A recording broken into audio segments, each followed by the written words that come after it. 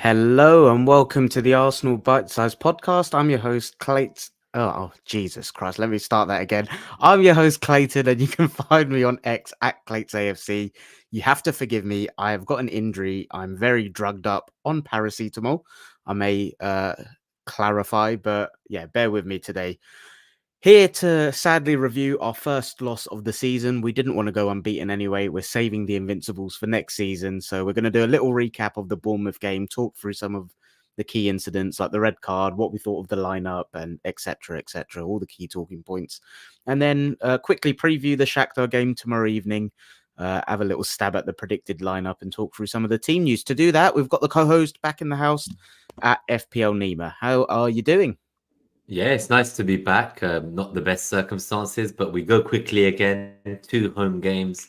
Looking forward to going to the match tomorrow against Shakhtar and obviously Liverpool on Sunday. So no time to worry about how badly the weekend went for us. I think in the grand scheme of things, we just need to avoid what happened last year, which was like the kind of the bad run of results in December. I think we need to like bounce back immediately. It's kind of like you can have a loss, I know we've been conditioned to believe that like a single point dropped is the end of a title race because that's the kind of commentary I was seeing online. But this is our, I think, first away loss in the calendar year of 2024, and we're basically in November. Like I can't emphasize that enough for anyone who's totally lost it and is throwing the baby out with the bathwater kind of thing. Yeah, some of the stuff I've been seeing online is like, I do think we've got a very spoiled and entitled fan base, Like, I think it's so normal to be upset when you lose. But again, same as you, some of the stuff I've been seeing is absolutely mental. I just can't quite wrap my head around it. Like, if I could say my opinion, like, I'm really disappointed. Got opinions on the lineup, which I'm sure we'll talk about and stuff. But I think that's it. And like you said, you said it's November. It's we're not even in November yet. It's still October. 8 games gone. Was that the eighth game or was that the seventh game? Eighth game, yeah, eighth Yeah, that game. was that eighth game. 8 games gone, and like we've still got to play Liverpool at home, which I think my confidence levels in that will be swung by whether Saka and Timber are available. We'll talk about that, but Mm. yeah, it's still early on in the season. Yeah, long way to go. Like we've been here last year, right? Remember the Liverpool home fixture in like, was it February time or January, Feb, where everyone was saying it's must not lose. If we lost that, we were out of the title race. Then we went and took the title to the final day. So long way to go, but disappointing in isolation. Like I said, so if anyone that's new here, we usually go through and look at like match statistics. We look at the lineups. We have like nice graphics that we use from people like Mark R Stats and Scott Willis at Canon J Stats, I think he is on X. Doesn't feel like it was that sort of game. Like we were down to 10 men again for over more than one of the halves. So I feel like this is just like a conversational thing, to be honest. Like I would like to start in one place. I feel like there's only one place to start. Do you think it was a red card? Um, so I think there are two things I want to clarify here. So I think once the on-field decision is made and you have a referee, linesman, fourth official all make a call, I don't think whether it is or not a red card is the talking point anymore. It's whether VAR is actually allowed to intervene or not.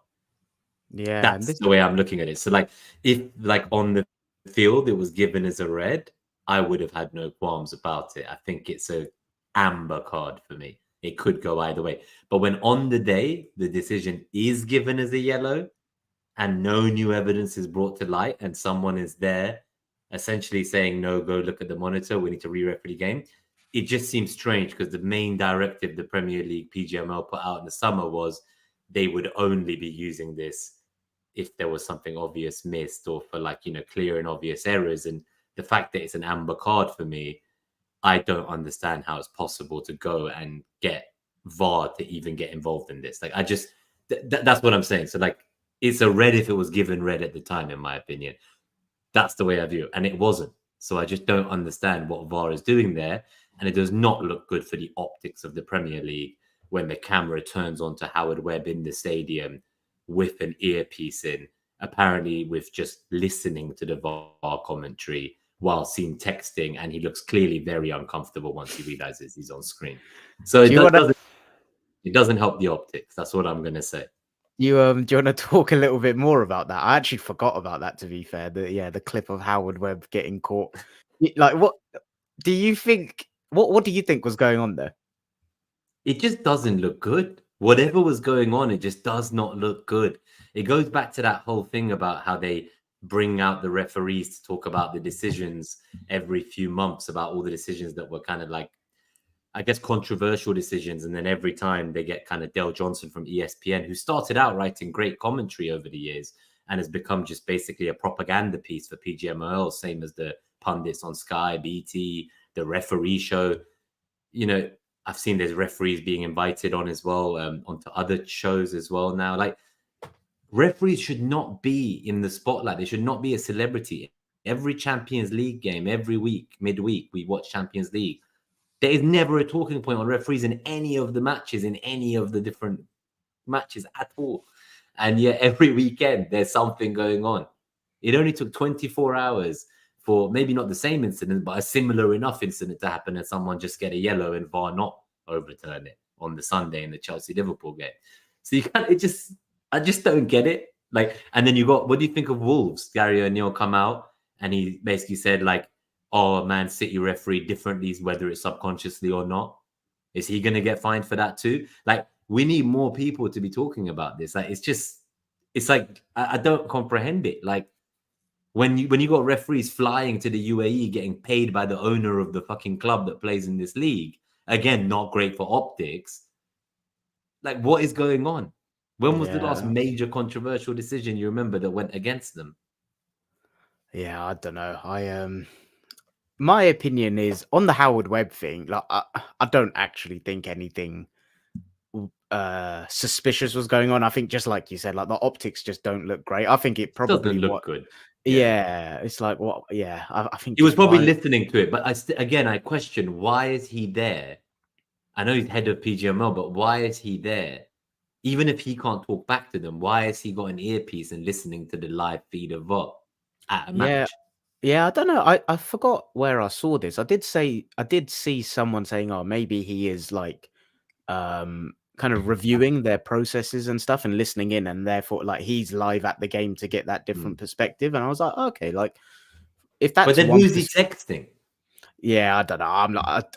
He's not texting his daughter, is he? Like he's listening to the commentary. He's texting someone something. Like, yeah, I don't get it. I just don't get it. It's just, he's probably texting someone like, "What's my login details?" He probably couldn't remember. I don't know. I'm just, for what it's worth, my personal opinion, I don't think anything suspicious was going on. But just like you said, I just don't think it looked good. But on the actual incident, again, kind of echo what you said, to be honest. If it's like an amber, isn't it? If it was given as a red, I don't think I would have complained. But the fact that it was given as a yellow, like, my personal opinion is I do think that's a red card. Like, when I was in the pub with my friends, I was like, there's no way that's a red and this and that. But, like, it's more the fact that the referee gave a yellow on the field. And like you said, I'm not sure he saw all of it. He was right there. I'm not sure what, I'm basically just parroting what you said. I'm not sure what new information came to light to make them think it was a clear and obvious error. And we've got it's Bro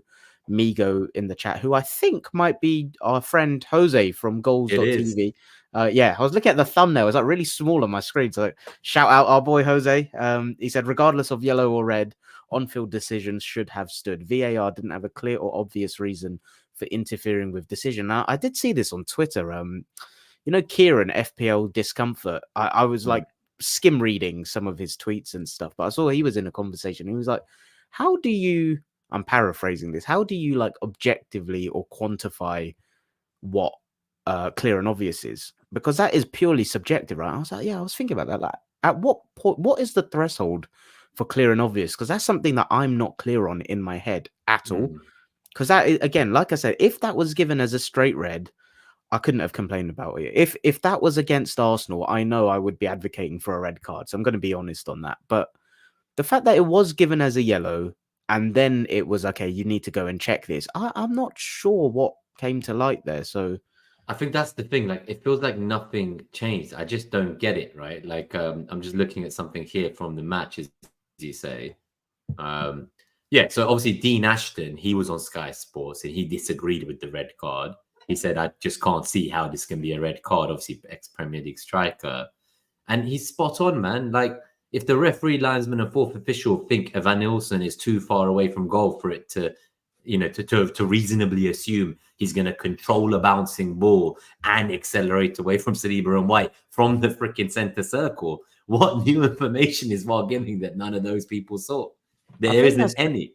That's the thing. And like, as much as I'm saying, if it was against Arsenal, I would have, I would be pushing for a red. Like, if I'm being very, and like I said, my opinion is I do think it is a red. But if I'm being very pedantic about things, is that really a clear goal scoring opportunity that's been denied when they're having a foot race from what was it, 37 yards out? But you know what it is? It's they're like predicting where it will be 5 seconds later in the play. So yeah, maybe 5 seconds later, if everything goes right, then it's a goal scoring opportunity. But that's not happened yet. So how are they officiating based on what might happen? It's not at that moment what they're saying it is. And I just don't get. Now, you look at other games, right? So you could say that, okay, like the Chelsea-Liverpool one, maybe you say that, they were a bit further away from goal. Like I do think I do think those two are very different, to be fair. They are, but then I look at other games, right? So like even Bayern against Arsenal, right? Like which one, last season? Yeah, I think it was last season when I'm sure it was Saka got taken out and there was only a yellow given. So it's happened to us multiple times. I've seen multiple games where pretty much from same area on the pitch, some of them even closer than us, we've been fouled and it's not been given as a red, because common sense would say that it's probably not a clear goal scoring opportunity. Like, I think that's the thing. It's like, if it was maybe 20, 25 yards out and Saliba was not 2 yards or 1 yard behind Evan Nilsson and he was a few yards, I'd be like, okay. But again, like the funny thing is, I've given my opinion, but I'm talking myself into the other side of it, being like, I don't think it's a red. So I think I'm confusing myself. But it's just, I would just like some more like specificity on, and like clear defined laws on like, what does it mean to make something turn around and like it's a clear and obvious error, you need to go check it. I'd love to see what that is. And also on this whole thing of like the clear goal scoring opportunity being denied and the last man, I'd love to see the kind of, not subjectivity around it, just like quantify it somehow, because I think that's something where there's too much. But I think that's the thing. It's a so because it's a subjective decision about whether it's a clear or obvious goal scoring opportunity. How can you then say that the referee and the linesman's fucking subjective decision has a clear and obvious error? It can't be. That means you're re-refereeing the game with someone else's subjective opinion, which was the exact thing they said they weren't going to do this year. This is what I'm getting at. It's like, if it was an objective decision and then you're like, he objectively made a clear and obvious error, I get it. But whether it was even a goal scoring opportunity is a subjective choice, and the people on the day decided they didn't think it warranted a red, and they still changed it. Just before we go on, I just want to add generally a point about this season. So I think it was Mo Arsenal 86 on X. He was saying, look, like the truth is we don't get refereed the same. 160 Premier League games so far this season, 2 second yellow cards given for delaying the restart, both the Arsenal players. Last season we got 3 PGMOL apologies and lost the title by 2 points. The season before that, Lee Mason forgot to draw the lines when Brentford's goal was offside. He then got sacked, and 3 months later, he was hired in the summer to become the guy who trains the VAR operators the following season. This is the culture we have of zero accountability, zero repercussions. It's like, oh, you get sacked between April and May, and then now you're the head of training the next round of VAR operators because you forgot to draw a fucking offside line. Like, who does that? Like, and these are the people operating this circus. It's the other thing that gets on my nerves is what you said already, like the Ref Watch and Del Johnson, all of that. Like, especially Ref Watch. Like, I don't actually watch the program, but I see the clips pop onto my timeline. It just feels like every week they just find a new way to try and justify whatever decision it is. And even today, I literally saw that bald prick Dermot Gallagher describe Bernardo Silva's thing as smart or something. Yeah, And it may yeah. have been Dermot Gallagher. I can't remember who it was. But when it's It's Arsenal, it's always like him. dark arts. When it's Arsenal, it's dark arts, and I'm just like, every week there is a different thing, and yeah, I don't know. It's just getting on my But even nerves. with the But common sense, right? Like they were saying that we should have got those second yellows for because of letter of the law. And same guy, Dermot McGallagher, I'm sure he said there is no place for common sense in refereeing. When it's literally written into the fucking international referee laws about spirit of the game and common sense and letting the game flow.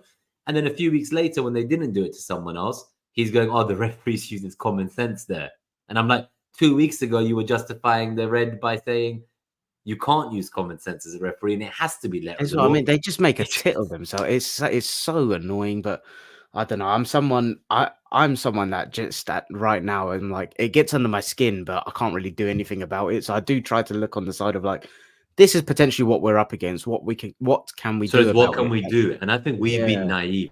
So that's something I want to say. So we should not be giving, knowing how we're refereed or like how everyone is refereed with the pure incompetence in this league. If you even forget the optics of like corruption, some people believe in that. I don't personally.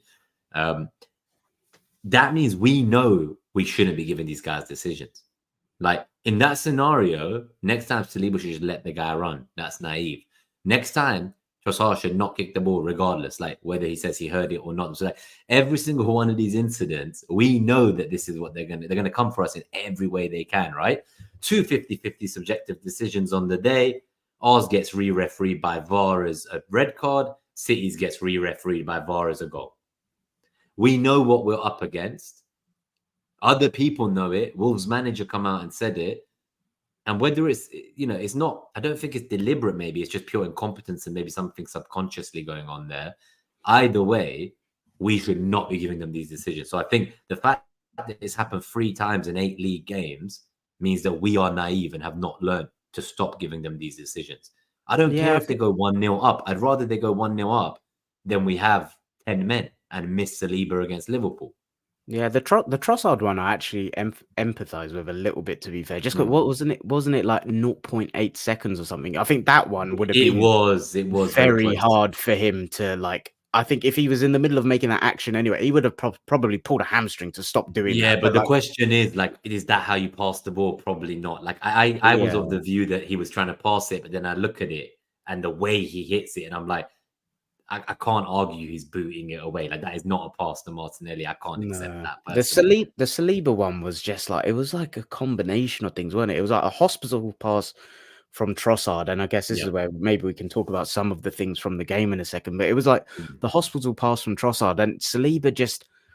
I get he's got, and even Arteta said this. It's a split second decision, but I just think surely you back yourself in that minute to go at like we've seen him against like Haaland and some of the paciest people around.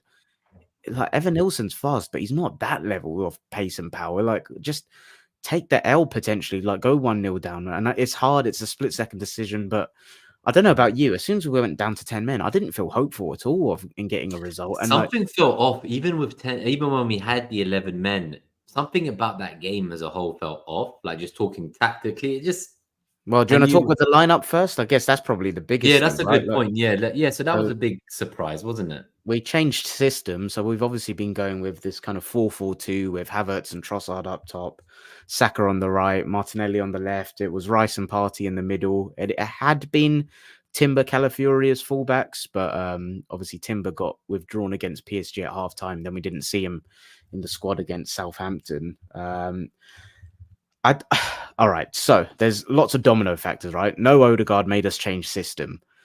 We Mhm. then were unsure about Saka. It looks like, well, it doesn't look like it was clear Saka wasn't in the squad. So he reverted back to this kind of. I looked at Saturday and the way we lined up, forgetting the personnel there, just the system in place, as what we used to play with Odegaard at the start of the season. It was 4-3-3. Marino was playing as the right 10, Rice as the right 8, sorry. Rice as the left 8. Sterling was on the right, Trossard was on the left. I Mhm. just found it fascinating that he went from a system that I think he adapted and tweaked and it looked like was working in that 4-4-2 and reverting back to the 4-3-3. Do you have any ideas or thoughts on why he would have done that? Because I've got some clear ones. I wouldn't mind taking that away first if you want. Yeah, I'll let you give your more clear thoughts, but the super high level response from me before you do that is just that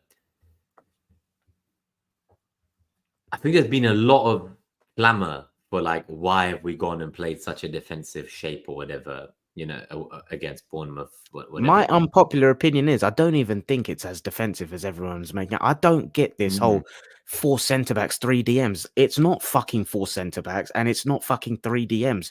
Rice plays in that position as an advanced attacking midfielder. Forget what he is as a natural footballer. The role he carries out in that system is not as a DM. Marino, when we had 11 men, was literally in a 2-man press as a centre forward with Kai Havertz. Yeah, that's what I mean. Yeah, like I don't we are get it. talking about as one of the most bonkers attacking fullbacks we've seen. I just find this weird, like it's 4 centre backs, 3D. It's not. But this is what I mean by hindsight, because that's like people didn't say that when the lineup came out. Yeah, no one was saying 3 DMs.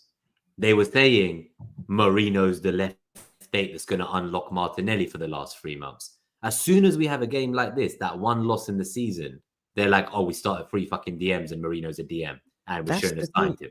And I'm like, what? Yeah, and this is my issue. My issue was the system he picked for the personnel didn't match up more than, oh, he's gone defensive. It's 4 centre backs, 3 DMs. Like, I just don't think that's factually true. It was more, you don't play Mikel Merino in his first game as a right-sided 8 trying to replicate what Martin Odegaard does. You don't go and tweak this system that's been working to like such and even again, Arteta in his pre-match Shakhtar press conference today, he spoke about it was a lot of new connections and it would take time. So I'm like, why do you go and do that then? And so when I said I have a clear thought, my only thing in terms of why he may have opted for this was twofold. One is he wants to integrate Merino ahead of a tough period because of the profile he brings in terms of, and I know we've not seen the best of him yet, but I'd urge people, just don't judge him just yet. Like, it's unfair to judge someone on it's his only start in the league. Yeah, like, 2 sub appearances and a start where he's then playing in a 10-man Arsenal. But one was that, like, trying to introduce Merino and get him up to speed. The second is, without Odegaard, Saka became our primary creator. Now, without Saka, I wonder if he was just thinking, you've got Sterling and Trossard as the wide options. Martinelli wasn't fit enough to start. I wonder if he was looking at, okay, if Martinelli's not fit to start and I don't have Saka, Trossard can maybe replicate the creator role from out wide. Because I look at Trossard and Sterling as profile players, and Sterling is not a creator and doesn't have the potential to be a creator. But Trossard can be, in the terms of, like, he can be that kind of playmaking player. I know we didn't see it. I'm just trying to reverse engineer if that's what the thinking was in terms of losing 2 So that's the other argument. So people are saying, like, oh, Trossard never does well from the left wing for us. He's only good playing as the striker, as a false 9, or he's only good if we play. They're like, why? I'm one of them, to be fair. No, I agree. But they're essentially saying, like, look, like, we've played Trossard out of position because he's not as good there. We've then played Marino out of position. We've played Rice out of position. They're like, we're playing everyone out of position. And they're like, why don't we just start this 17-year-old Ethan Nwaneri? That's what a more attacking lineup looks like, and that will have solved the problem. And I'm like, I don't know if it would. Like, again, it's like we're almost like, he's a 17-year-old. Like, I get it. As soon as he came on, like, he carried the ball well. He looks good every time he's played. He's looked great. I do think it isn't great that he's not got starts while Odegaard's out.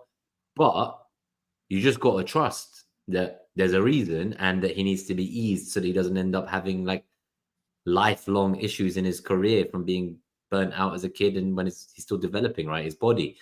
But people's view seems to be that somehow, if, Marino had been dropped and Ethan Nwaneri had started, because he's not the DM that Marino is, apparently, that we would have just won that game. But they just seem to believe that it just works like that. Like, you just change one player on the team sheet and you win the game. Like, yeah, I don't think you do. No, I can understand people being frustrated that Nwaneri's not starting, and even if it is hindsight, for what it's worth, I do think a midfield 3 where he's playing in Odegaard's role suits better than Marino playing there. But I wasn't one of those people that thought that pre-game. But it's more, if I think it's the system for me. It's more, why do you go and change something that's working in that 4-4-2 to this 4-3-3? And the only thing I can think of is his options out wide. Like, if you're without Saka and Martinelli's unable to start, who do you play on both flanks? Jesus, Sterling? Like, I think that, in my opinion, I'm not trying to justify why he did it. I'm just trying to understand why he did it. I reckon Saka being out was the domino that made him go and think, okay, I have to go with this 4-3-3 because of my options available to start from wide positions. But I think it was one when the lineup dropped, I was intrigued. I was excited. I thought, okay, I spoke about in the preview thinking Marino would play because of Jules and stuff. And the game 11v11 was exactly how I thought it would go. And on paper, I think if it stayed 11v11, while we didn't look great and we weren't creating anything, neither would they. I think it would have been something that we just kind of stabilized ourselves, got into the game, made a few tactical tweaks from the bench, and we would have gone on to win fairly comfortably, in my opinion. But unfortunately, Saliba puts us down to 10 men, and then we're all questioning everything. But I must stress, as much as I'm someone that I'm probably one of the most pro Arteta people you can get. Like, I get very defensive about him, and I don't think when the lineup dropped, I was saying that looks bad.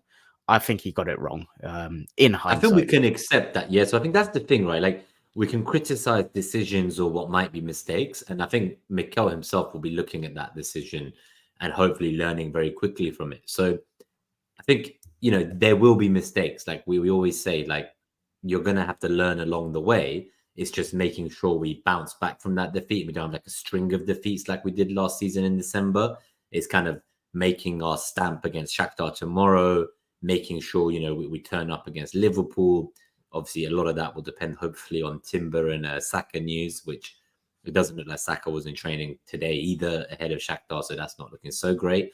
But it's just like, I just find it wild, like how your first loss of a season in end of October, or like your first away loss in that 2024 calendar year or whatever, can like almost trigger, like similar to the Wenger years, like such a big divide of Wenger in, Wenger out. Like, it's like you it's lose so one game. hyperbole, isn't it? It's mental. Yeah, it's the same kind. It feels like going back to those days. It's like Arteta in, and you can't criticize his decision making. Some people like, no, fuck you, you don't know. Like, he didn't get the lineup wrong. You're an idiot. But no, we should be able to criticize that and still think that he's the right man for us. It's not you either want him in and everything he does is correct, or you want him out and everything he does is wrong. But that just seems to be like the divide that seems to be getting created.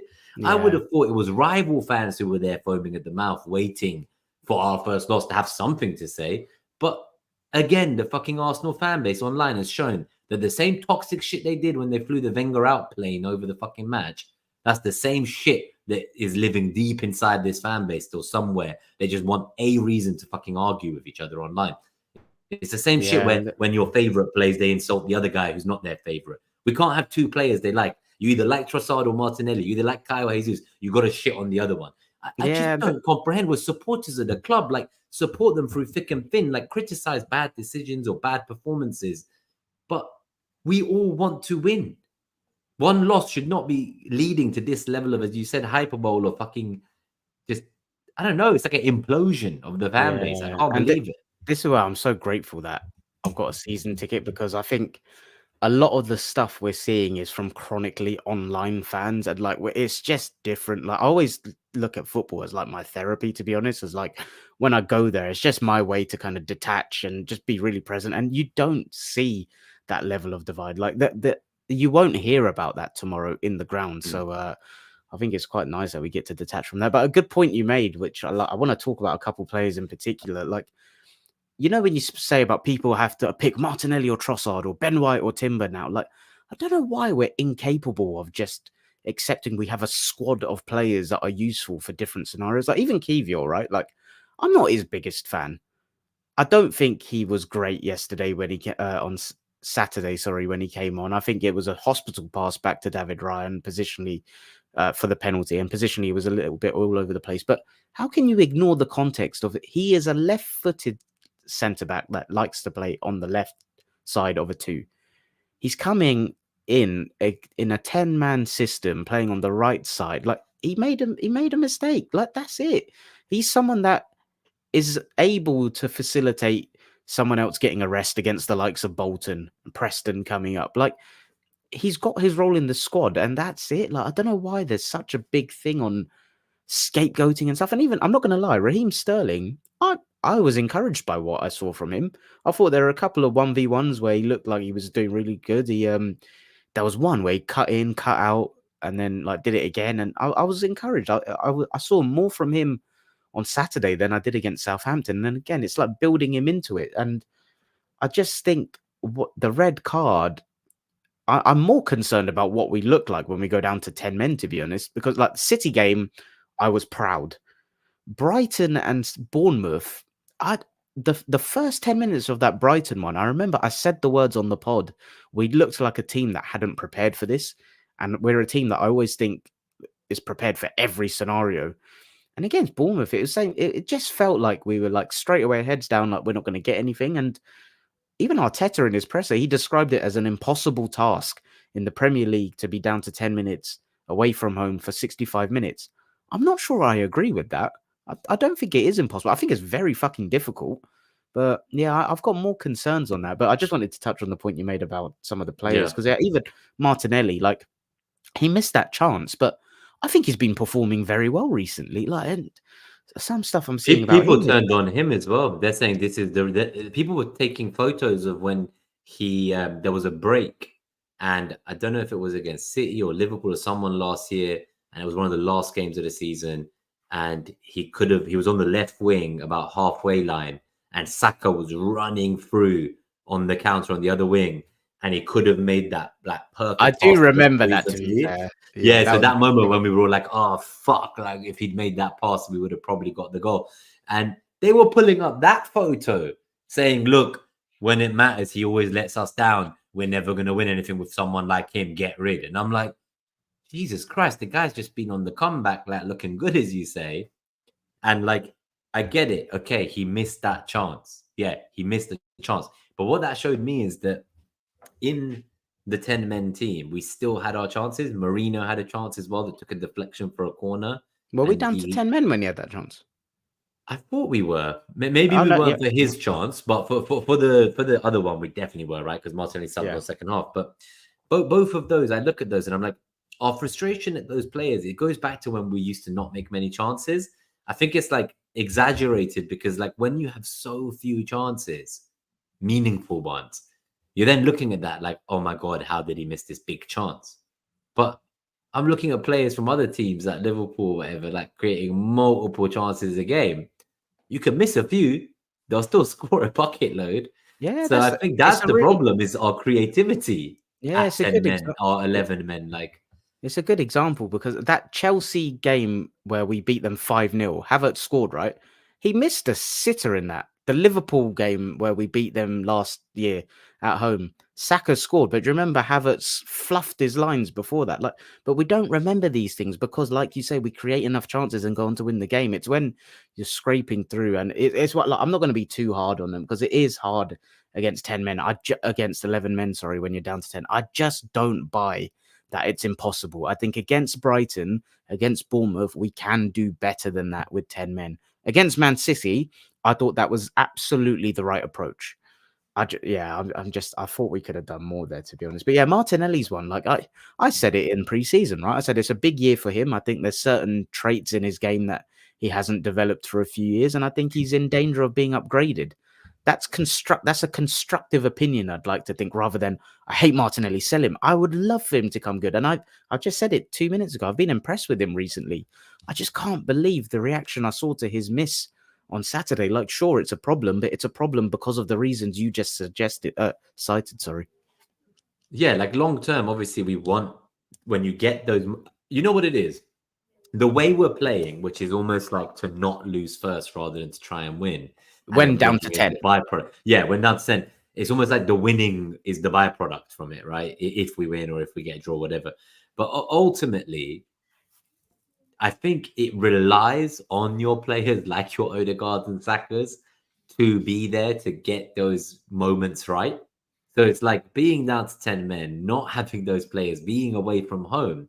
I do think it's just, you got to kind of take the context into these things. And like, as upsetting as it is, we're what? Like, okay, I think it will be even more crazy next weekend. If we end up 6-7 points behind City and Liverpool because we lose to Liverpool, I think the noise will get loud. But as it stands right now, 3 points behind City, Yeah. with their barely, barely getting the 3 points at the end yesterday, 95th minute.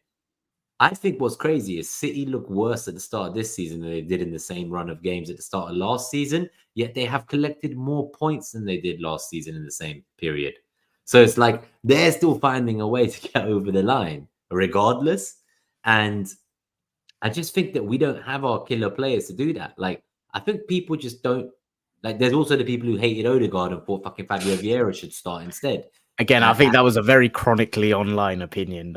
It probably is. Yeah, I can't imagine many fans who go to the stadium thinking the captain should be benched for Fabio Vieira, but they exist. They're out there, right? So it's just I don't get like why we can't accept that. Look, we're in a really tough situation. We've had a really tough, congested start to the season.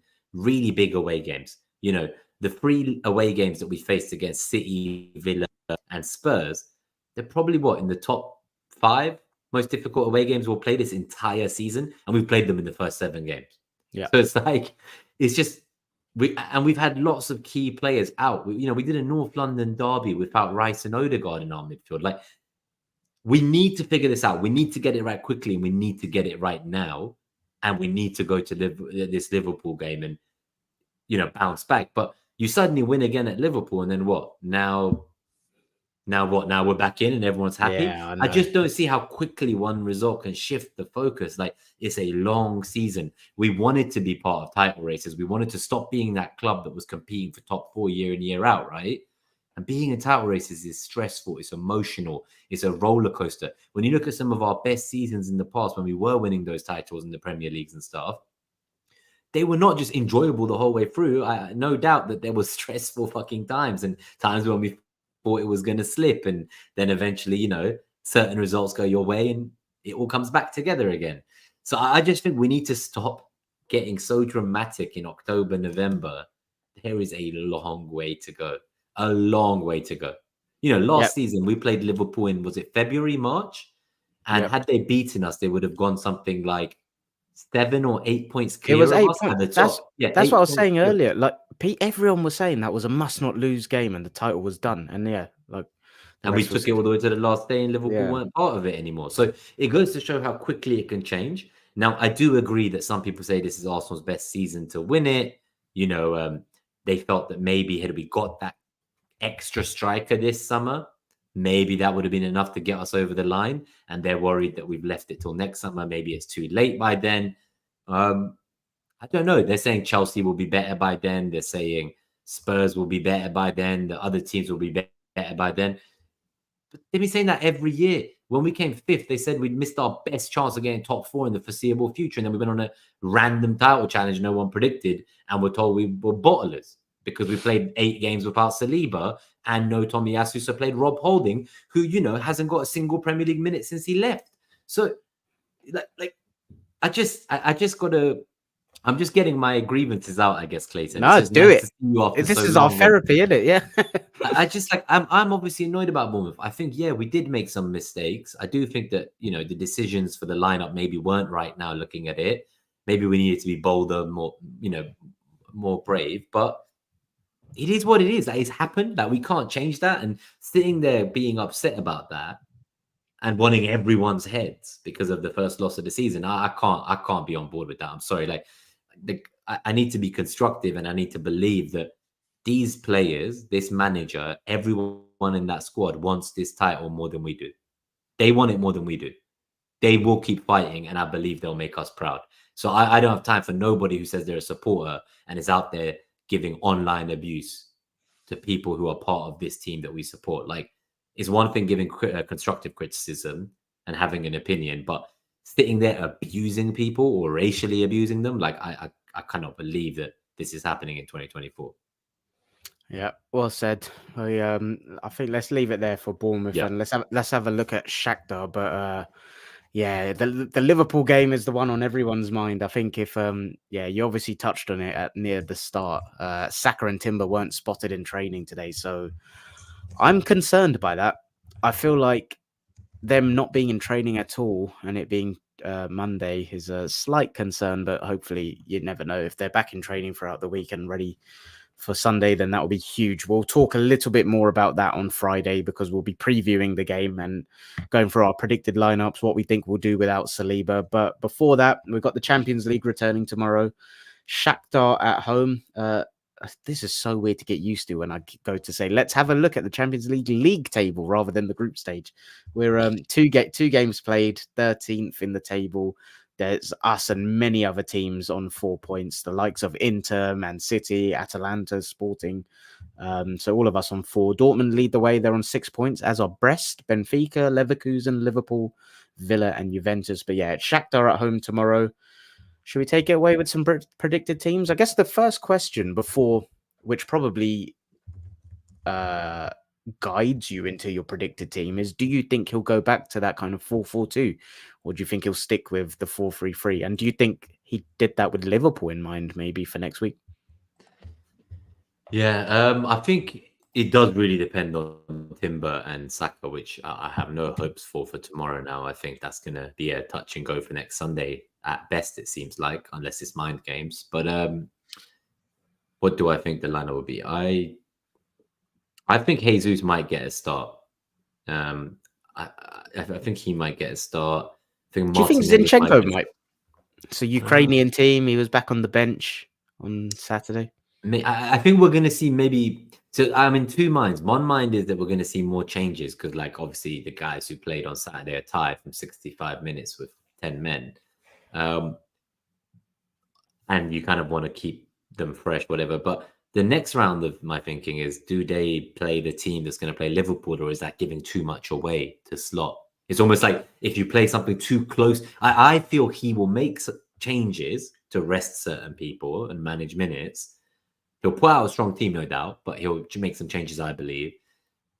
And it will be like slightly different from whatever system he'll eventually go for. So there might be a case where what we started with on Saturday before the red card, if everyone's still out by then, it might be the same system as Liverpool, but then he tries to throw them by playing a different system on Tuesday night.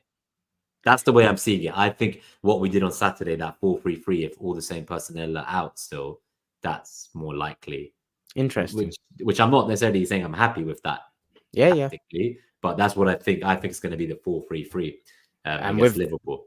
You think that against Liverpool. So what about tomorrow for Shakhtar then? What do you reckon the 11 will be tomorrow? So I think tomorrow, maybe it's ambitious, but I was going to say I could see like Rice given a rest.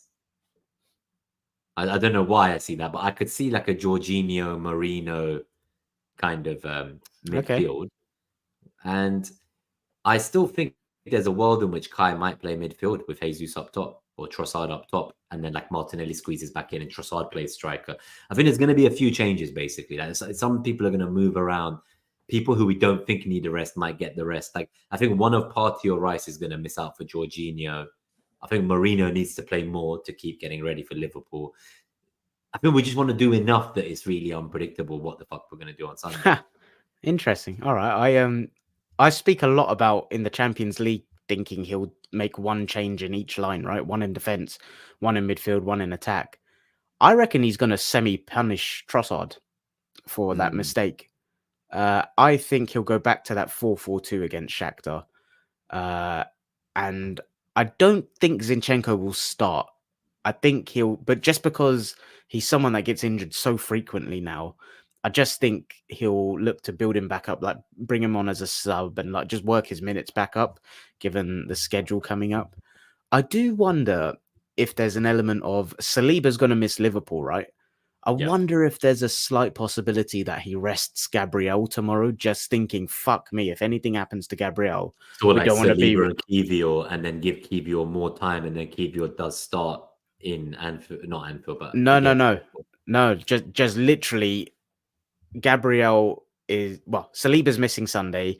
If Gabriel plays tomorrow, anything could happen. I wonder if he'll just look at it as like, just keep Gabriel fit and ready for Sunday. But who do you think would come in then, I guess? So Kiwior tomorrow, but I'm not saying that's my predicted team just kind of talking through my thoughts before I nail it. Before you commit. Before I commit.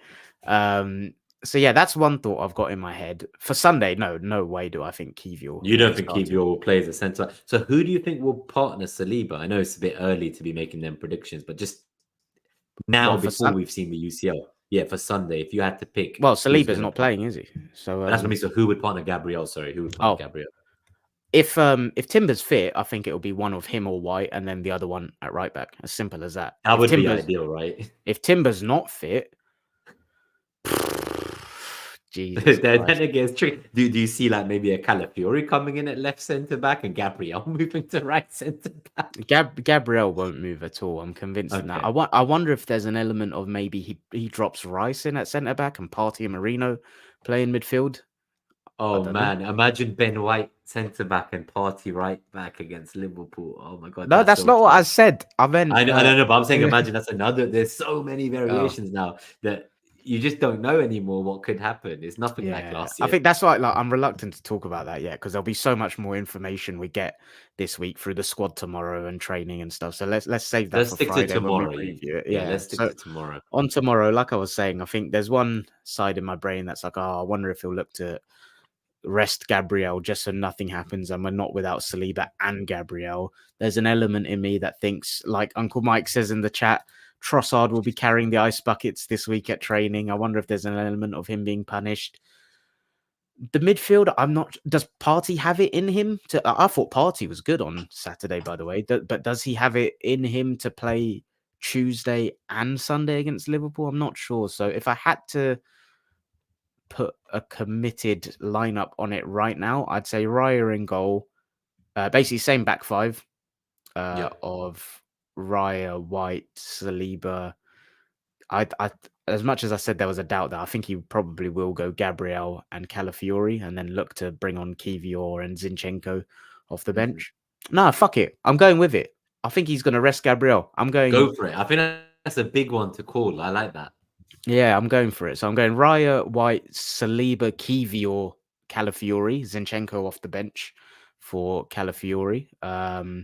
Midfield, I think he's going to rest Partey. And like I said, I think he'll go for that 4-4-2. So I think we'll see Rice and Marino. I think the wingers kind of pick themselves, in my opinion, with no Saka there. So I think Sterling and Martinelli. And then in the middle, I think it will be Havertz and Jesus and Trossard carrying the ice buckets. That's my predicted 11 against Shakhtar tomorrow. Did you give yours? No, but I would like it if it was the 11 you said in the system you said. That would be, I'd be very comfortable with that. The only difference, in my opinion, is I think Kiwior will get the start with a view for him starting against Liverpool too. That's my kind of gut feel that he's going to start against Liverpool, which then makes me question, so does that mean Gabriel's playing right centre back on the weekend and getting a rest midweek? Like that seems a bit, the whole thing throws me. I just don't see who else can possibly play if Timber isn't ready for right centre back in time.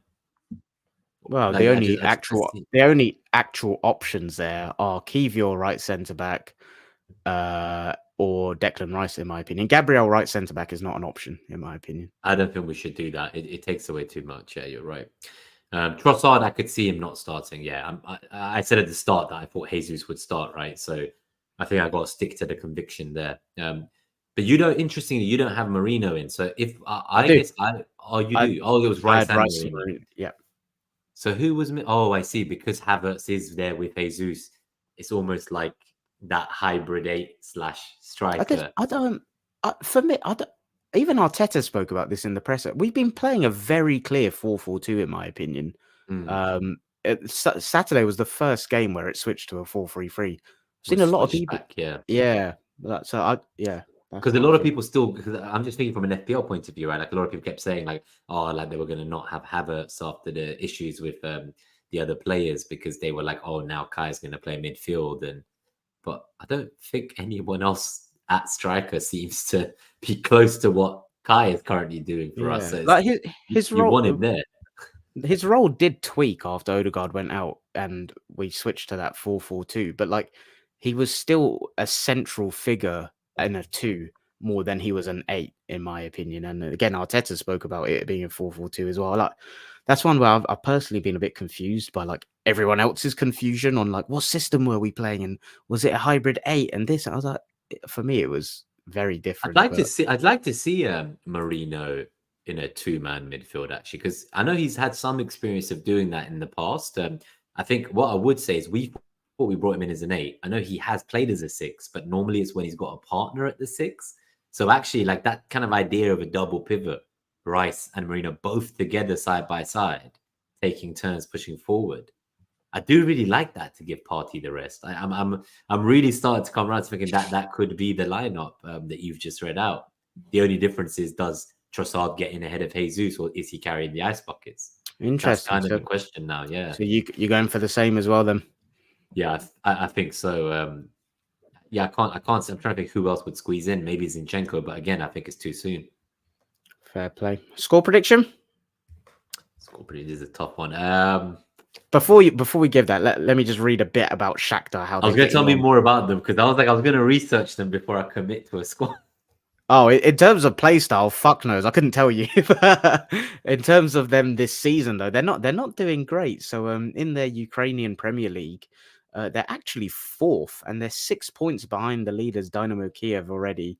They've drawn 1 and lost 2, so that's where they've dropped their points. But I don't know if maybe they've been unlucky or they've stat padded in other games. They're the top scorers in the league. They've scored 25, but they've conceded 9. So I think conceding 9 puts them as like, I'm not sure where that puts them. I don't have that in front of me. But in the Champions League, if I can get that in front of me, they are 27th and they've not won yet. They've drawn 1 and lost 1. In terms of their players to keep an eye out, for those that played Euro Fantasy in the summer, Georgiy Sudakov, he's someone that everyone was all over for Ukraine.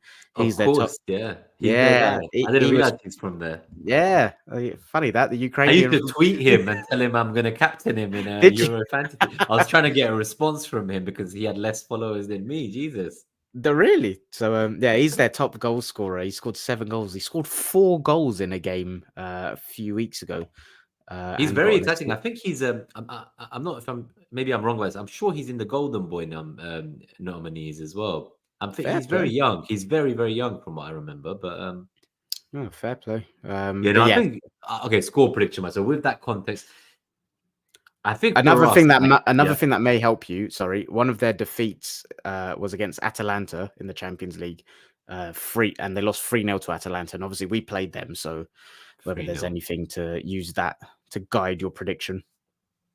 So I think just because it's home and what happened, I believe this team always likes to get revenge or justice, essentially. Like whenever we have a bad result, I'd like to think it makes them more motivated and more driven the next few days in training and the briefings and everything. Like that, we got to come and we got to go back to our home stadium. We've got to make our home fans proud.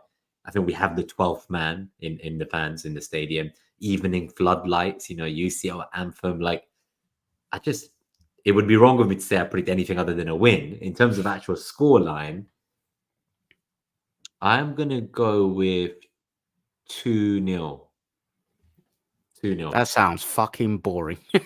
I know. I was just thinking, because I just don't think it's going to be some blockbuster end-to-end game. It would cue me being completely wrong, but I just feel like it's one of those where we want to win, get definitive victory, but I almost want us, I expect us to, say, go 2 goals up and then, make subs and, just kind of try to play in second gear and not really, go for the third, if you see what I mean. I think that's what's going to happen. That's my realistic take on it.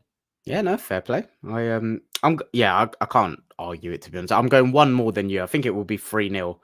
I mean, looking at their results, it looks like there's a 5-0 win in there. There's a 4-3 loss. I said about the 3-0 loss against Atalanta. There's a 5-2 win in there. There's a 4-0 win in there. There's a 5-1 win in there. So it sounds like their games, albeit in a weaker league and 1 game in the Champions League in there, it sounds like their games are quite end-to-end and open, but I just think it'll be one of them where we kind of go in cruise control. But I do think this is one where, given the league format of the Champions League, we just have to get this win in the bag and continue to rise up that table. I think we have Inter away next, which I'll be going to, very excited about. But to be honest, as much as you said 2-0, I've said 3-0. Uncle Mike said 5-0. Smash it up and let's fucking go.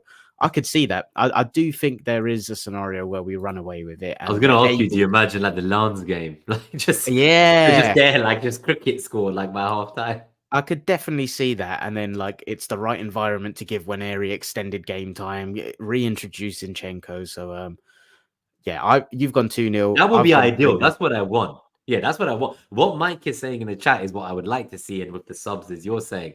But what my heart wants and what my brain thinks will happen are different things. I hope my heart ends up content by the end of tomorrow night. Yeah, fingers crossed. But yeah, like you, very excited to be back there. And yeah, let's get in there. No injuries, hopefully a 5-0, get out of there and get the likes of Timber back, get the likes of Saka back, and then bring on Liverpool. Nima and I will be back on Friday we'll do a little bit reviewing the Shakhtar game, 5-10 minutes, maybe more, depending on how the game goes. But the main episode will be around a preview for the Liverpool game. That is obviously a huge game. So we'll be back on Friday to do that. Jack Walker was in the pod earlier saying, good pod. Thank you, Jack. Appreciate it. So if, like Jack, you thought it was a good pod even, please drop the stream a like, subscribe to the channel so you get all the future content. And if you're listening on audio, give us a 5-star review, please. It helps us a lot. And we just want to say from the both of us, thank you, because we hit 300 subs over the weekend. So while it was a shit weekend for Arsenal, yeah, that was a pleasant surprise seeing that this morning. And yeah, the Bournemouth preview pod absolutely flew. I don't know what happened there, but we need to get Scott back on the channel. Yeah, it's the record views, right, in 3 seasons now. So very good weekend and really excited to go towards that next milestone. Hopefully 350 subscribers by Christmas. If you guys can help us, we need about 30, 40 more. If you enjoy it, do sign up. And yeah, we'll be going live every week with previews, reviews, ad hoc episodes, and more guests. So if there's any guests you can think of, any matches you want to come on, we might even do like another international break roundtable in November at some point. So yeah, just reach out, guys, give us your feedback, and please consider subscribing and help us on our milestone. To 350 is the next one. So cheers, guys. Lovely stuff. Yeah, thanks everyone. On to the Champions League tomorrow. Up the Arsenal. Come on, you Gunners.